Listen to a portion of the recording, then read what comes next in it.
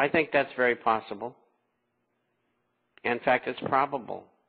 But I don't think it's going to happen right away. I think the unemployment has to continue to get worse, which it will. And it'll take another year and a half, 2 years, and then there'll be enough people in these places where people would go if they don't have a home or a vehicle and just a shopping cart or two, rather than just under bridges. They'll have tent camps set up all over the country. They exist now, but it'll be big, big then. You'll have something on the order, or perhaps as many as 100 million people living in facilities like this. And they're not going to have any job, and the government will have to feed them. And as you probably are aware, the United States government has been building internment camps all over the country for a number of years, knowing that this was going to happen. There's 6 major ones, and then there's an awful lot of ex-military bases and other places they have set up to put people into that don't have any place to go. And so, yes, I think there'll be food shortages. I think there'll be real trouble, and there could be revolution, as a matter of fact. Mr. Chapman, I've talked to several of the women here at my daily meeting, and some of these wives here have gotten not paranoid, but a little concerned because of the global dollar collapse and the fact that you have mentioned many times that we need to buy gold. And however, with the global paranoia on the dollar, buying gold is getting to be harder and harder because of the great demand. Is there any other alternative? No. It's gold and silver, and that's it. So if there's premiums on it and it's hard to get, well, you pay the premium and you get it while you can. And anybody wants dealers that have, product available, just email me and I'll send you to them. And I don't get paid anything for that, incidentally. I don't take any money from anybody. Except the subscribers, of course. The U.S. Treasury auctioned off $34 billion and saw higher than forecast yields in a 5-year note, which raised concern about the U.S. government's ability to lower the interest rates. What is the result of this? Well, the market's telling the government that they're tired of all this paper being thrown at them, and they want to get paid more. There were far less people who were bidding on the bonds that were available. Over in England, they couldn't even sell them all. The British government did the same thing the day before, and that's the first time that's happened in a long, long time.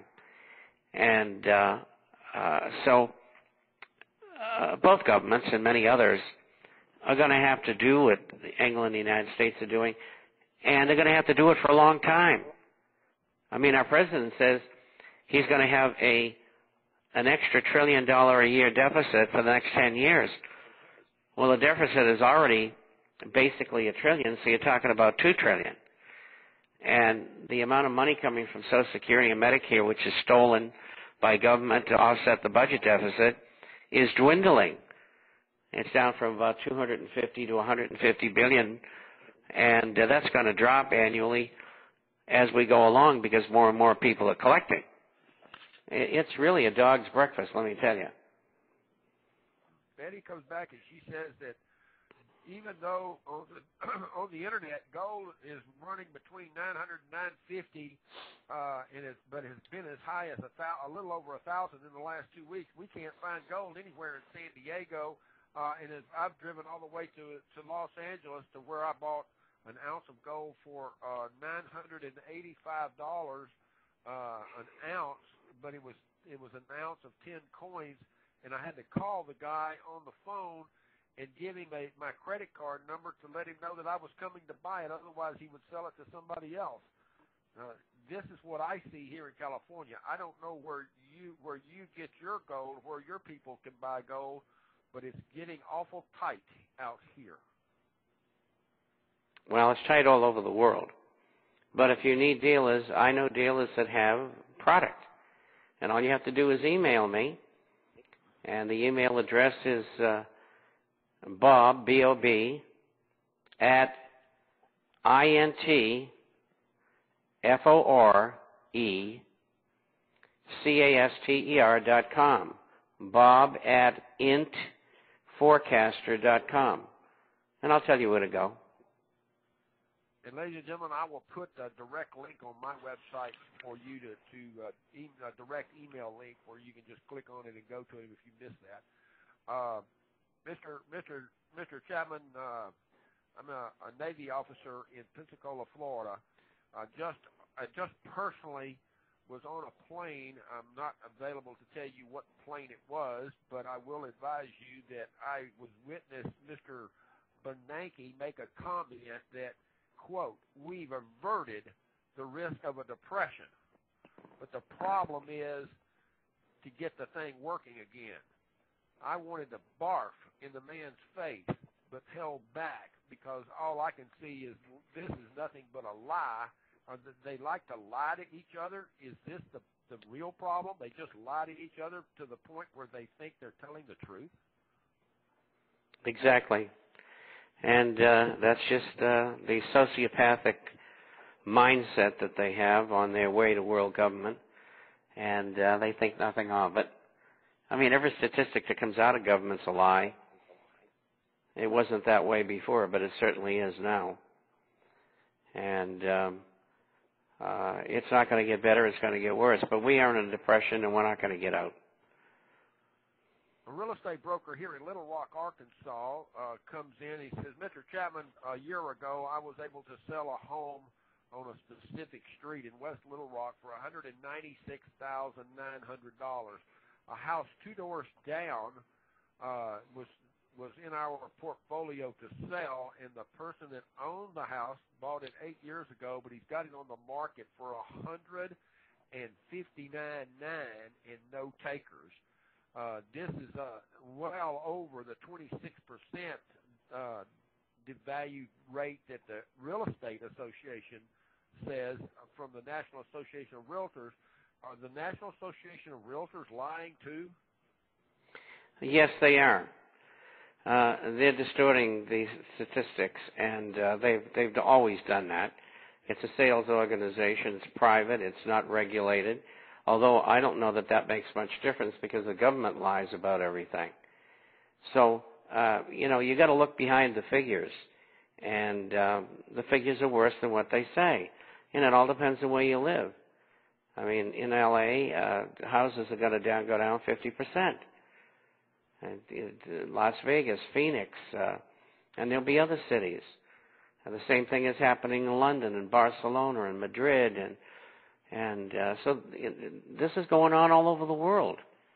It's a depletion of assets, and that's why they have to print so much money to keep the system from collapsing.